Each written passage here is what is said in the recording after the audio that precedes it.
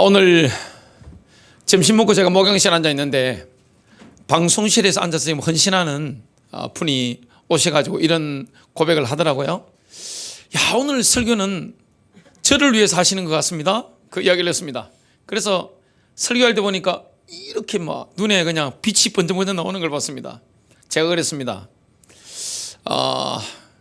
너만 그런 게 아니라 오늘 아침에 다 그랬다. 그런 이야기를 했습니다. 여러분, 하나님 말씀이 우리를 누르는 겁니까? 힘을 주는 겁니까? 힘을 주는 겁니다. 오늘 율법에 대해서 하나님 말씀을 전하게 되는데, 성경을 보면 이 번역이 율법으로 번역이 돼서 그렇지, 토라라고 하는 것은 율법 그러면 굉장히 좀 무겁고 눌리는 것처럼 느껴지는데 사실 토라는 그런 게 아닙니다. 여러분, 하나님의 말씀 토라 율법은 우리를 자유케 하는 것이고 저와 여러분을 풍성하게 만들어줍니다. 저와 여러분의 영혼의 상태를 아름답게 만들어주는 거죠. 이 성경을 보시면 이 사이사이에 글 사이사이에 행간을 읽을 수가 있는데, 예수님이 율법에 눌려가지고 인상 팍 쓰시고 막 거름하게 막 다니시고 그러실 것 같습니까? 전혀 아닙니다. 만일 예수님이 꼬장꼬장해 하셔가지고 인상 팍 쓰시고 눈에 막 살기가 막 이렇게 막 돌고 그렇게 하셨으면 제일 먼저 도망가는 게 누굽니까? 어린아이들이죠. 어린아이들 금방 다 도망가 버립니다. 그리고 여자들 눌려서 도망갑니다. 죄인들 다 도망갑니다. 근데 예수께서 가시는 곳마다 어린아이들이 달라붙었습니다. 또 예수께서 가시는 곳마다 죄인들이 막 달라붙어서 하나님의 말씀 들으려고 몰려들었습니다. 왜 그렇습니까? 주님은 굉장히 유쾌하신 분이에요. 여러분, 성경의 주제가 뭡니까? 하나님의 나라입니다. 사복음서의 핵심이 뭡니까? 하나님의 나라입니다. 하나님의 나라는 먹는 것과 마시는 것이 아니요 성령 안에서 의와 평강과 희락입니다. 저와 여러분이 하나님의 나라 가운데 들어가서 인도를 받는데 뭐가 있습니까? 어려움이 있습니다. 그리스도의 피로 말미암아 우리가 어려워진 겁니다. 우리에게는 뭐가 있습니까? 샬롬이 있습니다. 하나님이 주시는 평안이 있는 거죠. 기쁨이 있는 겁니다. 이 은혜를 저와 여러분이 받아 누리는 겁니다. 그래서 예수를 믿는 거, 예수의 제자가 되는 거는 눌리는 게 아니에요. 우리가 율법을 지키는 거, 하나님 말씀을 지키고 따라가는 거는 막 눌려서 막 힘이 없고 막 기가 다 빨리고 이런 것과 전혀 상관이 없는 겁니다. 우리가 기독교 영성의 충만함을 누리는 길은 뭡니까? 하나님 나라 안에 들어가서 하나님 나라 누리는 거죠. 지금 예수 그리스도를 통해서 하나님의 나라가 가까이 왔고 예수를 믿는 자는 하나님 나라 안에 들어간 겁니다. 저와 여러분의 영혼의 상태가 누구의 상태처럼 바뀌어가는 거죠? 예수님 영혼의 상태처럼 바뀌어가는 겁니다. 이게 얼마나 충만한 겁니까? 얼마나 매력적인 겁니까? 오늘 이 말씀을 들으면서 하나님 나라가 뭔지 한번 보겠습니다. 첫 번째입니다. 예수님께서 주로 초점을 맞추신 포인트는 잘못된 행동 자체가 아니라 행동의 근원이었습니다. 예수님께서는 인간 영혼의 구조를 정확하게 알고 계셨죠. 왜냐? 그분이 하나님이시기 때문에 그렇습니다. 그래서 예수님은 잘못된 행동 자체에 초점을 맞추지 않았습니다. 너는 이걸 못하고 저걸 못하고 여기에 초점 맞춘 게 아닙니다. 행동의 근원을 주로 다루신 겁니다. 영혼의 상태, 마음의 상태, 이걸 다루신 거죠. 그래서 율법을 꼬장꼬장 지켜야 된다, 이렇게 막 사람을 억누르는 이런 쪽으로 예수님이 접근하신 적이 없습니다. 여러분, 하나님 말씀을 지키고 따라가는 것은 우리에게 막 눌리는 게 아닙니다. 저와 여러분을 자유케 하는 겁니다. 여러분, 사람의 잘못된 행동은 단지 정상일 뿐입니다. 내가 뭘 잘못된 행동을 하거나 하면 그게 정상으로 나타나는 것이지 그게 근본이 아닙니다. 행동의 근원을 살피는 게 중요하죠. 그게 바로 예수님 말씀의 골자입니다. 그런 행동이 나올 수밖에 없는 그는 이걸 맥을 짚어주신 거죠. 예수님 말씀을 보면 맥을 탁탁 짚어서 하십니다. 마태복음 5장 20절입니다. 너희 의가 서기관들과 바리새인들의 의를 능가하지 아니하면 너희가 결코 하늘의 왕국에 들어가지 못하리라. 여러분, 바리새인들이 얼마나 말씀대로 살려고 몸부림친지 아십니까? 서기관들은요, 성경을 필사하는 사람입니다. 지금이야 책이 얼마나 많습니까? 저희 집에 가보면 성경책만 하더라도 킹제임스 버전만 여러 권이 있습니다. 뭐 NIV 굿뉴스 바이블 해가지고 헬라어 성경, 히브리어 성경, 한글 성경이 얼마나 종류가 많습니까? 현대의 성경, 현대인의 성경, 표준 세번역, 또 로만 캐톨릭과 함께 번역한 공동 번역. 지금 제가 다 기억도 못하는 성경 번역본들이 우리 집에도 굉장히 많습니다. 근데 이 말씀을 우리가 지키고 인도를 받아야 되는데, 성경 번역을 하는데 지금은 돈이 많이 안 드니까 그렇게 많이 가지고 있을 수 있죠. 옛날에는요, 성경 하나 필사하려면 유럽 같은 데는 집 한 채입니다. 이거 하나 필사를 제대로 해서 구입하면 집 한 채 값입니다. 얼마나 비쌉니까? 그러니까 옛날에 어느 나라든지 서기관들은 사회 책 상류층입니다. 엘리트들이에요. 그들이 가진 자부심, 사회적인 지위라는 건 엄청난 겁니다. 어떻게 우리가 그들의 의를 능가합니까? 성경만 연구하는 사람인데 우리가 그들의 의를 어떻게 능가하냔 말이죠. 여러분, 바리새인들은 바벨로니아에서 돌아오고 나서 하나님의 말씀을 지키는데 목숨을 내놓은 사람들이에요. 그들은 11조를 얼마나 열심히 하는지 모릅니다. 그들은 구제헌금을 삶 속에 규례로 만들어서 이렇게 쫙 하는 사람들입니다. 그런데 예수님이 어떻게 이런 말씀을 하실 수 있습니까? 종교인들보다 우리의 의가 더 높지 않으면 하늘의 왕국에 들어가지 못하리라. 이게 가능합니까? 가능합니다. 왜 가능할까요? 하늘의 왕국에 들어가려면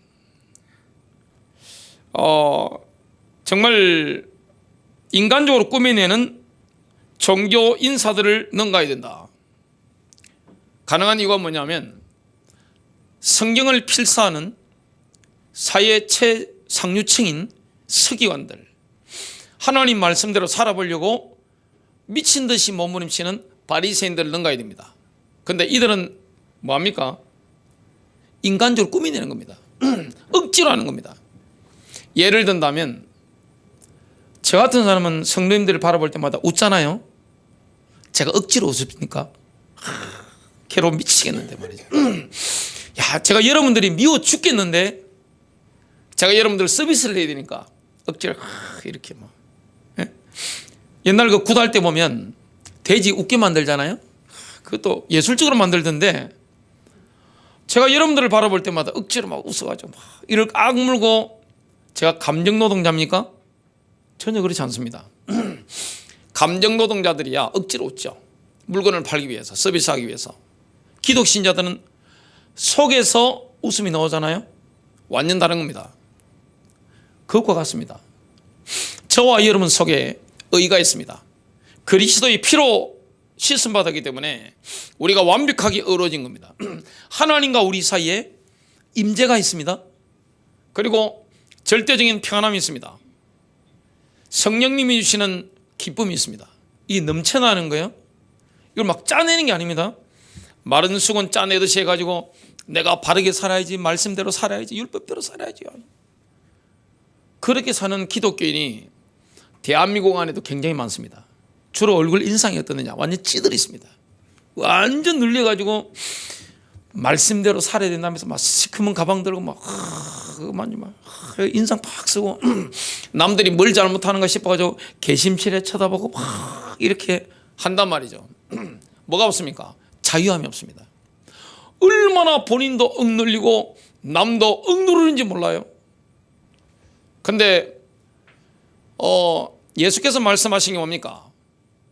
가식적으로 속은 기쁘지 않은데, 속은 그리스도의 보혈로 말미암아 씻음 받지 않아서 어려움이 없어서 하나님의 임재가 없고 평안이 없고 기쁨이 없는데 억지로 막 짜내는 종교인들 있죠. 그들의 의를 능가하는 건 당연한 겁니다. 왜냐? 우리는 속에서 나오는 거기 때문에 그렇습니다. 그래서 예수께서 이 땅에 오셔서 보여주셨는데 누가 예수님을 보더라도 고리타분하지 않습니다. 굉장히 자유한 겁니다. 하나님 말씀대로 그대로 살아내시는 거죠. 그걸 지금 말씀하고 있는 거죠. 율법을 그대로 지키는 건 역시 서기관과 바리새인들의 의를 훨씬 능가하는 거죠. 바리새인들과 서기관들 특징이 뭡니까? 말은 정확하게 합니다. 말은 틀리게 하는 법이 없습니다. 근데 말만 하고 지키지 않습니다. 말만 정확하게 하는 거죠. 그래서 예수님은 이렇게 말씀합니다. 마태복음 23장 3절, 무엇이든지 그들이 말하는 바는 행하고 지키라. 행하고 지키되 그들이 하는 행위는 복받지 말라. 왜냐? 말만 하고 깹니다. 옆으로 가는 거예요. 말은 정확하게 바른 말 하는데 자기는 그렇게 못 살아내는 거예요. 왜냐? 속에서 올라오는 게 아니기 때문에 그런 겁니다. 위선자들이죠. 옆으로 막 가는 거죠. 그들은 말만 하고 행하지 아니하며 이 말씀을 하고 있습니다. 엄밀히 말한다면 그리스도를 믿는 믿음과 율법을 지키는 삶, 토라를 지키는 삶, 이건 불가분리의 관계입니다. 한 번은 사람들이 찾아와 예수님께 물었습니다. 요한복음 6장 28절입니다. 우리가 어떻게 하여야 하나님의 일을 하오리까? 예수님은 간단하게 대답하셨습니다. 하나님께서 보내신 이를 믿는 것이 하나님의 일이니라. 나를 믿어라. 예수 그리스도를 믿어라, 이 말씀입니다. 근데 오늘날 좀 달라진 게 있습니다. 우리나라는 미국 기독교를 수입해서 지금 쓰고 있잖아요. 미국 기독교, 한국 기독교가 좀 이게 변형이 시킨 게 있습니다.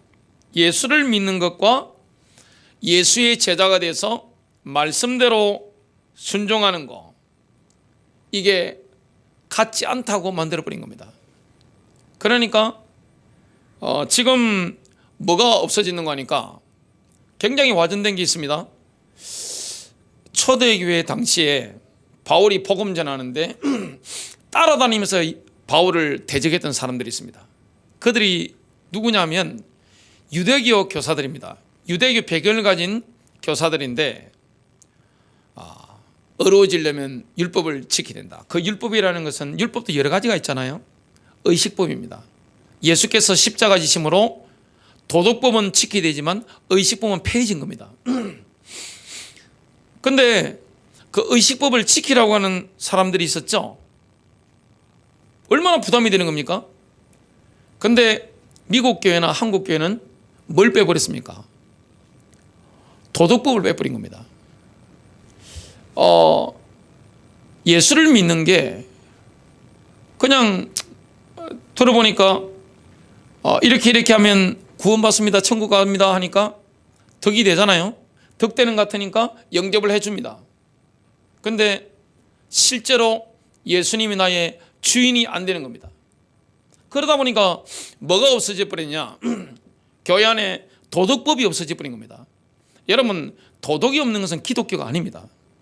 성경 66권을 읽어보십시오. 구약 성경이나 신약 성경이나 동일하게 말하는 겁니다. 다를 게 뭐 있습니까? 구약의 저자와 신약의 저자가 한 분입니다. 성령님입니다. 그러면 하나님은 한 분이신데 어떻게 그 한 분에게서 나오는 게 다를 수가 있겠습니까?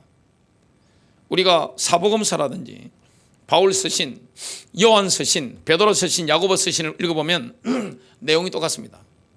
모세오경이나 신약 성경이나 다를 게 없는 겁니다. 왜냐? 한 분이신 저자이기 때문에 그렇습니다. 근데 한국교회에서 빼버린 게 뭐냐면 도덕법을 빼버린 거예요. 그러니까 십자가 말하는 건 맞는 것 같은데 삶이 없어져 버린 겁니다. 본인이 불행한 거예요.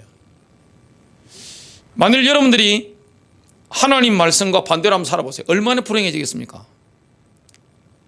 굉장히 불행하겠죠.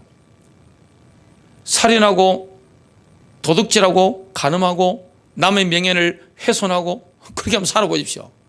얼마나 불행하겠습니까? 그런데 많은 기독교인들이 그렇게 불행하게 살고 있습니다. 그렇게 불행하게 살다 보니까 뭘 잃어버렸습니까? 사회적인 존경을 받지 못하는 겁니다. 사실 예수님을 누가 싫어하겠습니까? 우리가 예수의 제자인데 예수를 닮아가는 것인데 그러면 예수님의 삶이나 사상이나 그 심성이나 싫어할 사람 아무도 없습니다. 불신자들도 존경합니다. 그런데 이게 지금 없어져 버린 거예요. 지금 21세기의 필요한 뭡니까? 가장 중요한 것은 믿음과 순종의 결합입니다. 믿음과 순종의 결합이 얼마나 중요한 겁니까? 우리를 행복하게 만들어주는 거, 저와 여러분 인생을 풍성하게 만들어주는 거, 복음 전도에 강력한 동력을 가지게 만드는 게 뭡니까? 믿음과 순종의 결합이죠. 우리가 이렇게 살다 보니까 어떤 결과가 왔습니까? 예수님의 말씀을 들었지만 예수님의 말씀대로 살지 않는 쪽으로 선택해버린 겁니다. 이거는 미국 교회 영향받은 한국 교회가 지금 그대로 가버린 거죠. 마태복음 7장 27절, 비가 내리고 홍수가 나고 바람이 불어 그 집에 부딪힘에 그것이 무너져 그것의 무너짐이 심하였느니라. 이렇게 되어버린 겁니다. 모래 위에 지은 집처럼 되어버린 거죠. 내가 예수를 믿었는데 결과적으로 남는 게 아무것도 없는 거예요. 내 심령이 편하지 않는 거예요. 산 가운데 열매가 없는 겁니다. 그리고 내 주변에 있는 사람들이 나를 존경하지도 않고 사랑하지도 않는 거예요. 이건 굉장히 비참한 결과인데 지금 그런 결과들이 온 거죠. 그럼 죽을 때는 어떻게 되겠습니까? 여러분, 이 땅에 살아가면서 입만 살아가지고 계속하고 삶은 예수가 전혀 없는 거예요. 하나님 나라 없는 거예요. 과연 그런 분들이 천국에 들어가는 게 쉽겠습니까? 과연 여러분 오늘 집에 가시거든 얼굴을 한번 보시기 바랍니다. 내 얼굴이 천도집니다. 우리 다음 세대들이 우리 기성세대 성도님들을 보면서 평가하는 게 있습니다. 아이들은 많이 정확하잖아요. 다들 뭐라 하는지 아세요? 야, 선한 목자교회 성도님들은 얼굴이 많이 변하셨어요. 얼굴이 많이 바뀐 겁니다. 완벽하게 바뀐 건 아니죠. 저도 그렇고. 하지만 얼굴이 많이 바뀐 겁니다. 만일 우리의 얼굴이 마귀 할멈 얼굴이다, 사탄 할배 얼굴이다, 근데 나의 교회에서 받은 직분이 목사다, 뭐 집사다, 아이고 목사님 오셨습니까? 천국 문 열어주겠습니까? 과연 그 얼굴을 가지고 하나님 나라의 엄청난 빛 가운데 들어갈 수 있겠습니까? 과연 어울릴까요? 우리는 한번 고민해 봐야 됩니다. 과연 그게 맞는지. 예수님은 뭐라 말씀합니까? 머리에 지은 집과 같다, 이 말씀을 하시는 거죠. 두 번째입니다. 하나님께서 계시하신 율법은 삶의 길을 찾아 헤매는 인간의 절박한 문제에 대한 진정한 해답입니다. 여러분, 내 삶의 길을 어디서 해답을 찾아야 됩니까? 하나님의 율법입니다. 토라에서, 말씀에서 우리가 그 해답을 찾아야 되는 거죠. 우리의 가장 소중한 재산이 뭡니까? 하나님 말씀이죠. 십계명이 얼마나 아름다운 겁니까? 신명기 6장 4절부터 9절에 있는 세마가 얼마나 아름다운 겁니까? 이스라엘아 들으라. 레위기 19장 9절부터 18절에 이웃 사랑에 대한 위대한 말씀이 얼마나 아름다운 겁니까? 세례 요한을 끝으로 구약의 선지자들을 통해 이루어진 말씀, 이 말씀이 얼마나 아름다운 겁니까? 신명기 4장 8절입니다. 이날 내가 너희 앞에 두는 이 모든 율법과 같이 어려운 법규와 판단의 법도를 가진 그런 큰 민족이 어디 있느냐. 하나님께서 이스라엘을 이집트에서 건져내셨죠. 출애굽한 이후에 하나님의 계획이 뭡니까? 특별한 백성입니다. 제사장 나라 만드는 거예요. 그게 뭡니까? 신약시대에 예수께서 마태복음 5장 6장 7장에서 말씀하신 하나님 나라 백성입니다. 구약은 실패했죠. 지금 우리는 하나님 나라 안에 들어왔습니다. 예수를 믿는 믿음으로 하나님 나라가 가까이 왔기 때문에 우리가 그 하나님 나라 안에 들어온 겁니다. 그러면 아름다운 인생, 충만한 인생을 우리가 살아가게 되는 거죠. 그게 바로 율법이죠. 하나님의 참된 율법은 하나님의 아름다운 마음의 표현입니다. 여러분, 하나님의 마음이 얼마나 아름다운 겁니까? 여러분, 말이 아름다운 것은 뭡니까? 마음이 아름답기 때문이죠. 마음에 가득한 게 입으로 나오잖아요. 하나님의 마음이 얼마나 아름다우십니까? 그게 하나님의 입으로 나온 게 뭡니까? 토라입니다. 율법이에요. 지금 율법이라니까 뭘 법을 딱딱 지키고 그런데 이 토라에는 그런 방향도 있지만 이 토라의 범위가 굉장히 풍성한 겁니다. 한국어로 이게 번역이 100% 안 되는 거예요. 왜냐? 히브리어이기 때문에 그런 겁니다. 여러분 영어 공부해 보시면 아시겠지만 영어가 이만큼 긴데 그 한국말로 줄이려면 이만큼 짧게 줄어드는 것도 있습니다. 근데 한국말이 이만큼 긴데 영어로 표현하면 이만큼 줄어드는 것도 있습니다. 언어라는 게 번역이 안 되니 너무 많은 겁니다. 정서라는 게 너무 다른 겁니다. 그래서 토라라는 이 단어가 율법으로 우리가 지금 번역이 됐는데 법 이런 뜻만이 아니에요. 율법이라는 것은 하나님의 그 아름다운 마음의 표현입니다. 율법이라는 게 얼마나 아름다운 겁니까? 십계명이라는 게 얼마나 아름다운 거예요. 지금 도덕법을 빼고 나면 얼마나 불행합니까? 저는 연예인들 보면 참 힘들겠다 싶은 생각이 듭니다. 나쁜 놈 역할만 하더만요. 야, 어떻게 저렇게 사악한 역할을 할까? 그 잔상이 남아가지고 그 떨쳐버리려면 영혼의 미세먼지가 얼마나 들어가겠습니까? 떨쳐버리려고 어떤 배우는 이탈리아에 아무도 모르는 데 가가지고 잘 못 알아보게, 교포들도 잘 못 알아보게 이게 여러 가지 해가지고 막 미치듯이 다닌다 하더라고요. 막 떨쳐버리기 위해서. 야, 저렇게 나쁜 연기를 많이 하고 저렇게 폭력적이 음란하고 사악한 연기만 하는데 돈은 많이 벌잖아요. 연기는 잘하니까. 근데 팬들한테는 완전히 아름답고 거룩하고 하늘을 우러러 한 점도 부끄러움이 없는 사람처럼 살아야 되잖아요. 얼마나 힘들겠어요. 신자는 그런 고통이 없죠. 그런 딜레마가 없습니다. 속에 있는 걸 하면 되는 거예요. 성령이 주신 대로 하면 되는 겁니다. 하나님의 마음의 아름다움의 그 표현이 뭡니까? 바로 율법인 겁니다. 얼마나 율법이 아름다운 겁니까? 제사장 나라로 이스라엘을 만드신 것처럼 저와 여러분을 하나님 나라 축으로 만들어 주신 겁니다. 그래서 시편을 보면 하나님의 소중한 선물이 율법인데 이 율법을 사랑하는 것이 정말 우리 인생의 완전한 길잡이를 따라가는 것이다. 이걸 깨달은 사람들이죠. 그래서 시편을 보면요, 특히 뭘 보면 알 수 있습니까? 율법에 완전히 흠뻑 젖어 사는 겁니다. 감격 가운데 살아가는 겁니다.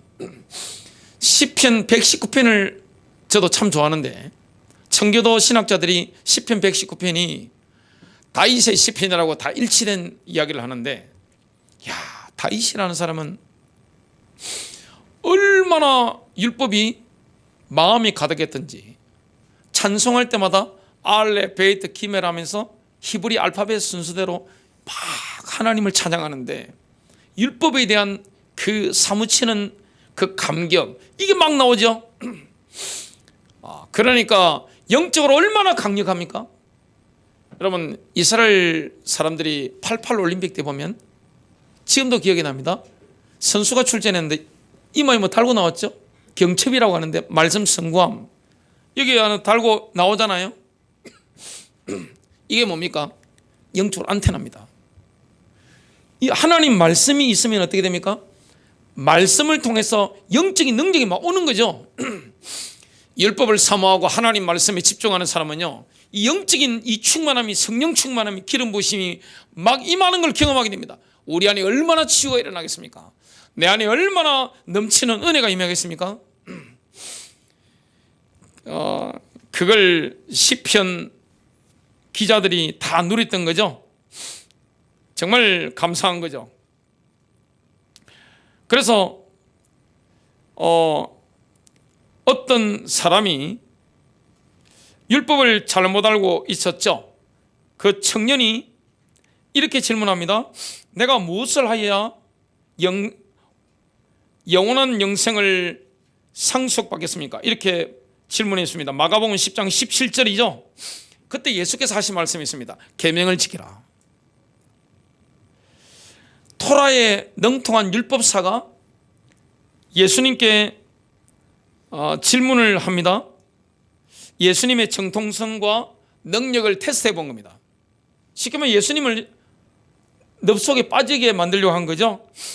내가 무엇을 하여야 영원한 생명을 상속받겠습니까? 이때 질문했습니다. 누가복음 10장 25절입니다.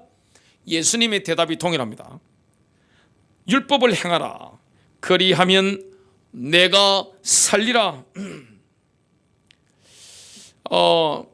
이 두 사람 모두 율법에 대해서 왜곡한 겁니다. 그 토라의 의미를 축소시켜 생각한 겁니다. 예수님 말씀하신 이 바리새인들과 서기관들의 의는 이 의미가 다른 겁니다. 예수님께서 진정한 하나님의 율법을 말씀하시자 예수님께 질문했던 사람들은 자기가 틀렸음을 알게 됐죠. 율법은 정말 굉장히 중요한 겁니다. 지금 우리가 보면 율법을 거의 버린 상태죠. 우리가 교회 생활을 수십 년 했습니다만은 교회 안에서 토라, 율법이라고 하죠. 이걸 도덕법을 많이 버린 상태입니다. 그러다 보니까 교회를 다니는 분들의 그 심령이 편하지 않는 거예요. 여러분, 도덕법을 어기고 살면서 심령이 편하겠습니까? 살인하지 말라, 가늠하지 말라, 도둑질하지 말라, 이걸 막 행하고 살아가는데, 사기치지 말라고 말씀하시는데 용서받는다는 명제 하에 마음대로 막 산단 말이죠. 그럼 심령이 어떻겠어요? 그러면 인간관계가 어떻게 되겠습니까? 세상 사람들이 우리를 보고 뭐라고 생각하겠습니까? 굉장히 불행한 기독교인이 많다는 것은 우리가 교회를 다니면서 잘 알고 있습니다. 저도 알고 여러분도 다 알고 있습니다. 굉장히 불행한 거죠. 그런데 예수님은 그렇게 말씀하신 게 아닙니다. 지금 산상수훈을 주님 메시지를 하고 계신데 그 옆에 예수님 주변에 둘러선 사람들, 하나님 나라 안에 들어오고 나니까 얼마나 좋습니까? 완전히 하나님의 나라가 이런 것이구나, 그걸 경험한 겁니다. 귀신도 막 떠나가고 질병도 막 떠나가고 내가 하나님 나라 주역으로 부름받았구나, 이걸 알게 된 겁니다. 그러니까 그들 가운데는 과거에 죄 가운데 찌들어 있던 사람들이 굉장히 많았겠죠. 그래서 그들 속에서 율법이 폐해질 것이라는 개념이 나타나고 있었습니다. 예수님이 거기에 어떻게 대응하신 겁니까? 완전히 반대로 대응하신 겁니다. 마태복음 5장 18절입니다. 진실로 너희에게 이르노니 천지가 없어지기 전에는 율법의 1.1획도 결코 없어지지 아니하고 다 이루리라. 의식법은 폐해졌습니다. 예수 십자가로 말미암아. 그러나 도덕법은 그대로 남아있는 겁니다. 우리가 십계명 말씀이라든지 신명기 6장 4절부터 9절이라든지 선지자들의 글들이라든지 사복음서에 나오는 글들이라든지 선지서들에 나오는 바울이나 요한의 그 영감받은 그 메시지대로 살아가면 어떻게 됩니까? 굉장히 풍성한 거죠. 충만한 인생을 살아가게 됩니다. 능력 있는 인생을 살아가게 됩니다.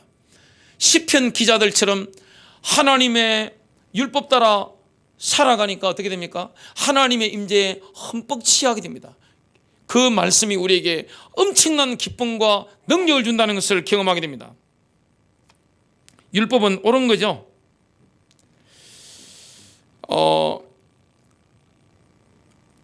하나님의 율법은 하나님 자신의 행동의 특징이 됩니다. 율법을 지킬 때 우리는 하나님의 능력을 마시게 되는 겁니다. 예수님께서는 하나님의 길을 더욱 밝히 보이시면서 우리를 그대로 인도하시죠. 요한복음 14장 15절부터 16절입니다. 너희가 나를 사랑하면 나의 계명을 지키리라. 율법을 지키는 게 어려운 게 아니에요. 여러분, 말씀 따라가면서 말씀대로 살아가는 게 어려운 게 아닙니다. 왜 그렇습니까? 주님을 사랑한다면. 주님을 사랑하면 주님을 존경하게 되어 있습니다. 존경하면 닮게 되어 있습니다. 주님을 뜨겁게 사랑하면 어떻게 되느냐? 그 말씀대로 내가 순종하는 게 어렵지가 않은 거예요. 내가 아버지께 구하겠으니 그가 또 다른 보혜사를 너희에게 주사 영원토록 너희와 함께 있게 하리니.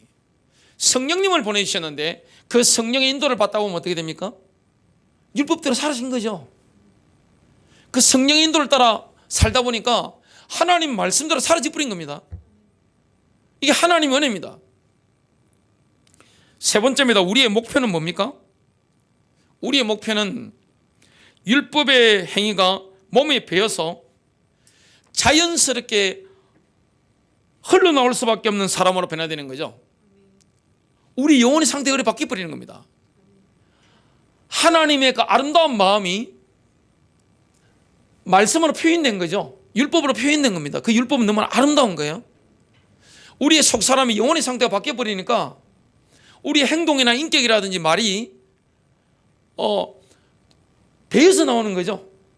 겉과 속이 다른 게 아닙니다. 위선자가 아닌 거예요. 이거는 억지로 막 짜내거나 그런 게 아닙니다.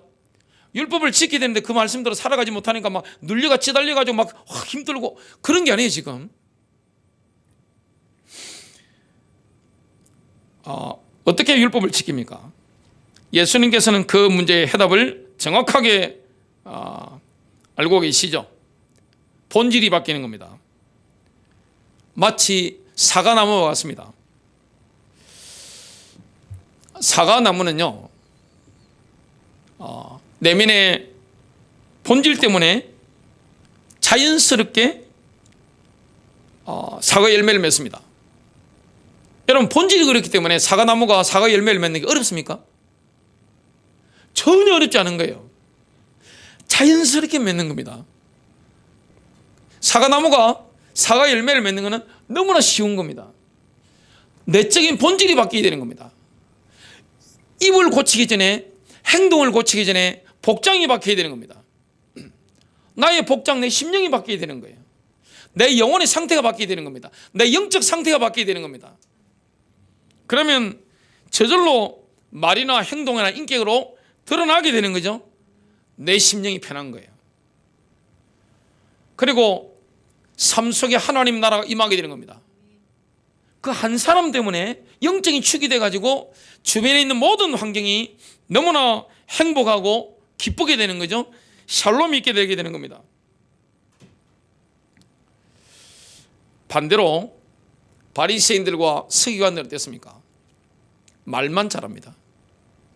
말만 하는 거예요. 물에 빠지면 입만 동동 뜰 겁니다. 아마. 입만 동동 뜨지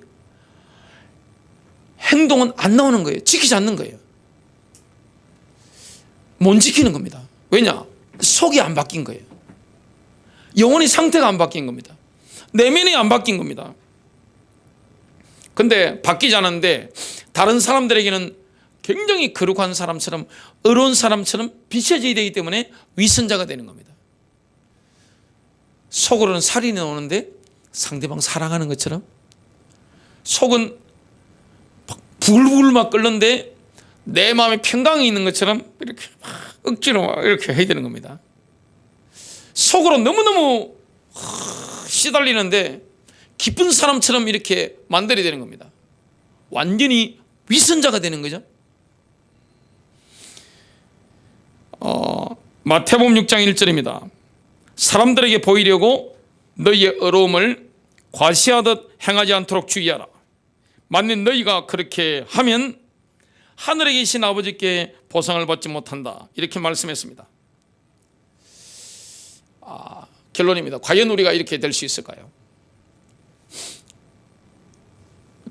한국의 유명한 원로 목사님들이 말씀하시는 것이 국민일보라든지 기독교 신문에 나옵니다.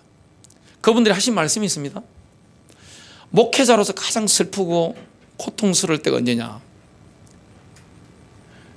자기 밑에 설교를 수십 년 동안 들은 장로, 권사, 안수집사, 집사 이런 분들이 위선자라고 느낄 때, 위선자가 너무 많은 거예요. 교회 안에. 너무너무 고통스럽다 하시더라고요. 뭘 버려서 그렇습니까? 율법을 버렸기 때문에 그런 거예요. 도덕법을 버렸기 때문에 그런 겁니다. 버리려고 버린 게 아니죠. 말로는 율법을 그대로 말하고 있으니까. 뭐가 없는 겁니까? 하나님의 나라가 없는 거예요. 이 복장이 바뀌지 않는 겁니다. 복장이 바뀌어버리면 내 심령에 하나님의 나라 임했기 때문에 말이 바뀝니다. 행동이 바뀝니다. 인격이 바뀌는 거예요. 그래서 우리는 누구와 함께 해야 됩니까? 예수와 함께하는 인생. 그래서 영혼의 상태가 예수님처럼 빛나는 인생 승리하시기를 주님의 이름으로 축복합니다.